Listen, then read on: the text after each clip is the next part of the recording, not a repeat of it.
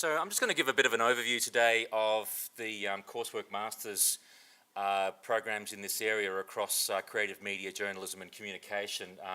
And I have my colleagues here, Catherine Lumby and Catherine Millard, who I'll invite to speak to various subcomponents within this framework. But I'll give you a general overview and a sense of what the flavour of the Macquarie programs are like in this area, because I think there's a fairly distinctive direction that we're driving through these programs in a way that we're pretty excited about in terms of overall addressing the sort of future media environments really, and where they're going across all of these areas. So that's something that kind of binds together our coursework effort in master's level, is this idea that we're trying to address the disruption or what's happening now and currently about what we think is happening in the future in these areas and be ahead of the curve. These are fee-paying master's coursework programs, so the fees will be listed on the Macquarie site, but there is a fee loan system for them. So the Commonwealth offers support to students much in the same way like the HEC system, where you can have a loan to pay the fees up front and then you end up paying that back. But if you want some information on that, you can. The university has this on their own website, but the direct link is studyassist.gov.au, and you'll find it from that link. So the first program that I wanted to talk to you about is the Master of Creative Media program, which has kind of been reshaped to be launched next year. Now, this Master of Creative Media program has two distinct specialisations that we offer within it. That's audio and music production, and that's a stream that I will lead, and screen production, which is a stream that Catherine Millard will lead. So in a sense, this program is really directly targeted towards what's happening across the media production end of the industry, across sound, music and screen areas. And in a sense, if we look at the industry context, what we're faced with is a pretty demanding environment out there. Most of you will even know this, even if you're not experts, that the disruption caused by file sharing and internet downloading, and also just the way that digital technology has fundamentally changed the way that people produce work now, has in a sense driven a need for a whole new set of skills about how we work. And it's not just in terms of our understanding of how we produce work, it's also our understanding about how we connect that work with audiences through new production and distribution models, and understanding the ways in which people are now building audiences for work across online networks. So we think there are definitely opportunities, strong professional opportunities for graduates from these programs who are strongly plugged in to this context and who have really demonstrable skills and understandings of how to be effective in this emerging context. And you can just see from just some or from your own experience, but the way in which we now distribute work, this diagram down the bottom here just gives you a sense of the changes in the way in which we understand how work is actually diffused to a public. So the Master of Creative Media is really a production degree for the 21st century, is how we kind of brand it and what drives our understanding of how we run this thing.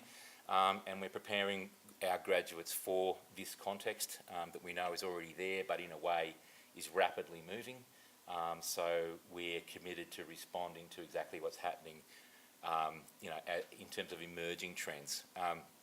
So there's a common core, and you choose a production specialisation across music or screen, depending on what your media area is. And that core has subjects that address things like audience engagement, entrepreneurship and online distribution. We're really fortunate to be in what was the old Australian Film, Television and Radio School building, which is an elite facility really, and we've got some of Australia's best facilities in the media areas. So it's a fantastic opportunity to be working on very high level facilities. We're in the process of launching a major new project called the Futures Lab that will underpin the Master of Future Journalism program, but also the Master of Creative Music program, media program, which actually is an online production lab for content production and online delivery. That's exactly the same infrastructure or platform that's used by major broadcast networks like ABC, SBS and Channel 9. So that's kind of currently in the place of being put together, and we will launch that next year And that will allow us really to give students a kind of a high-end experience in terms of the way in which content is now produced through those networks. So I'm quickly going to talk about the audio music production program, the specialisation, and then I'll hand on to Catherine to talk about the screen strand. But essentially in the audio and music production strand, this course gives you an opportunity for those of you that are interested in that area to work in more high-end environments. I mean, in a sense, we know that due to the digital disruption that's happened, there's a lot of desktop-style producers, people working in kind of semi-professional situations, home studio environments.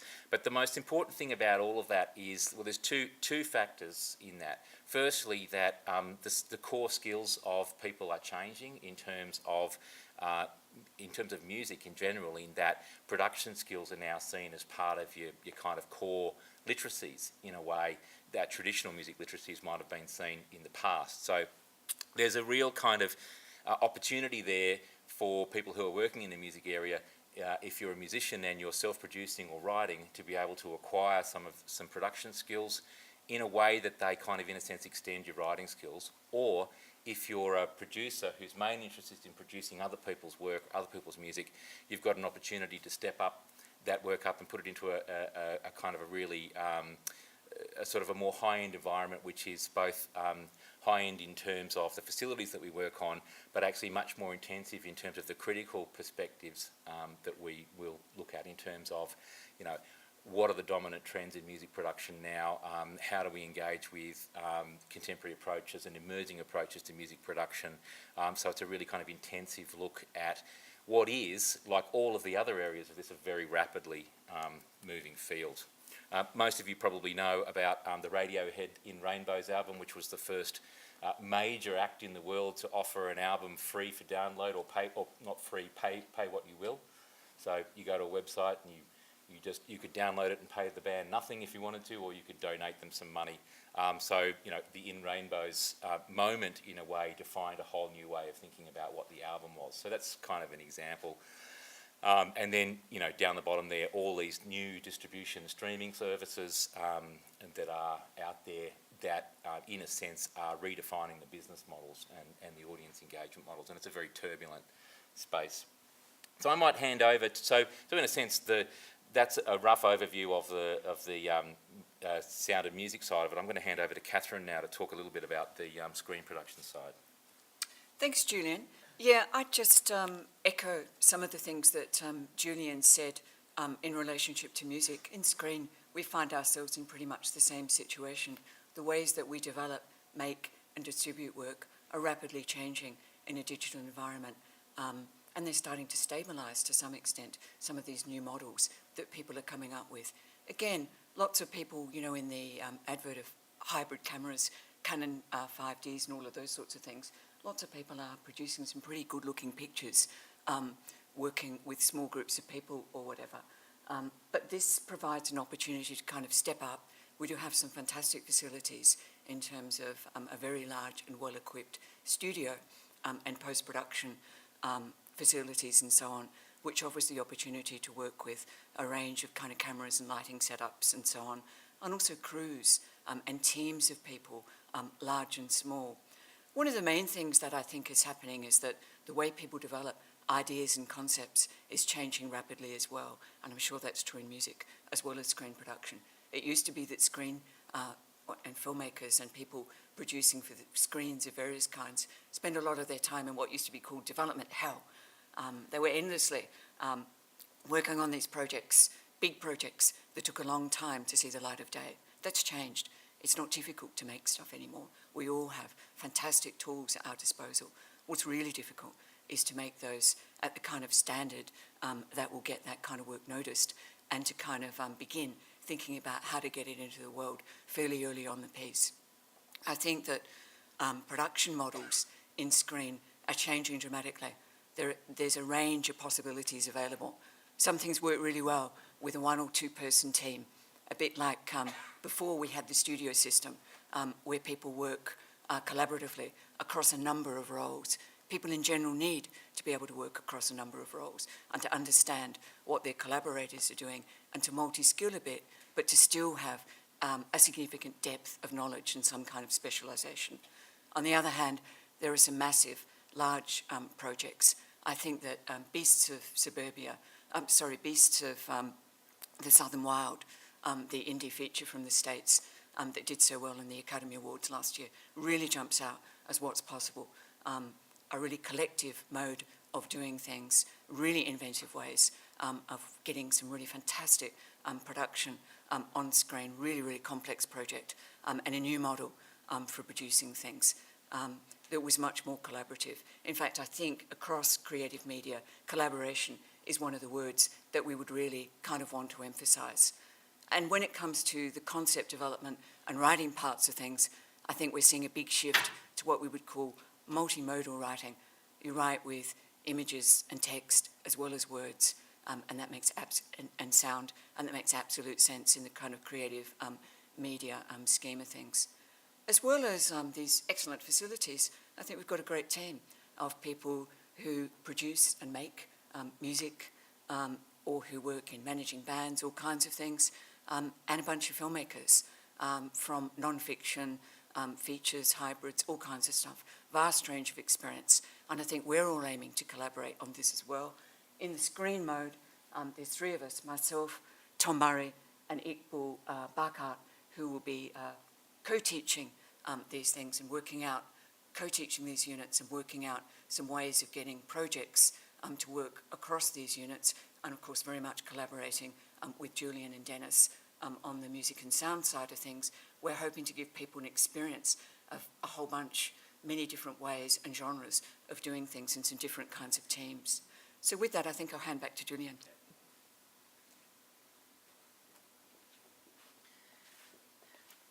So just to quickly finish off on creative media before we move on to journalism, we've just got the core units, as Catherine was alluding to before, which address entrepreneurship, which is in this space in creative media, which is an increasingly important field. Creative media context, understanding our environment, and also interactive communication, which is, in a sense, goes to the heart of, I guess, online engagement with audiences, and the ways in which people that are producing work are actually building audiences through online networks. So you get a big project that you can do with a supervisor in the middle of it. As Catherine alluded, they can either be focused on one media, or they can be collaborative. We're encouraging people to form creative partnerships and collaborative networks through the program. So if you're interested in music and sound production, you may wish to, as part of the program, also have a project where you work in a screen context, for example, and vice versa. So you can get that opportunity and team up with people through the project. So, and then there's a bunch of unit choices where you can sort of expand out from the program. So this slide really addresses both programs, which is the Master of Future Journalism, which Catherine Lumby will talk to you about in one moment, but also creative media. But it's this brand new project, which is called the Futures Lab, which is a huge infrastructure investment from the university in putting in place a content management system and online delivery platform that will underpin both the future journalism program but also creative media. And in a sense, what it allows people to do is to work both on-site in production mode, but also to be working remotely and even using phones and iOS devices to be able to create content and to be able to fire that back into the base to home, and then be able to have that delivered very rapidly through an online delivery system. So, and as I mentioned before, this is the same platform used by broadcast networks. So in a sense, it will model industry practices and allow students to actually be able to say they actually have skills in working in this environment and they're actually familiar with the way this is working. So that will be a really critical, common piece of infrastructure, particularly important, I think, for future journalism, given the aims that Catherine will talk about soon in terms of what we're looking for. So I think, if we were to summarise why you would choose this course, indeed, I think this applies to both creative media and journalism. I mean, we really have top-level staff. Catherine, who will speak to you in a moment, is probably Australia's leading authority on journalism and media. Catherine Millard is an AFI award-winning filmmaker. I mean, we have a great team assembled here at Macquarie now, and great facilities we've got fantastic connections into industry, which we leverage through the program. And, you know, as I said to begin with, this 21st century focus where, you know, we're really gunning to be the place where you go, where you want to know about what's going on now and where the industry is heading in the future. So I'll hand over now to Catherine Lumby, who might talk to you a little bit about the Master of Future Journalism program, and then after Catherine's finished, we can maybe open up for some questions. Thanks, Julian, and welcome everyone.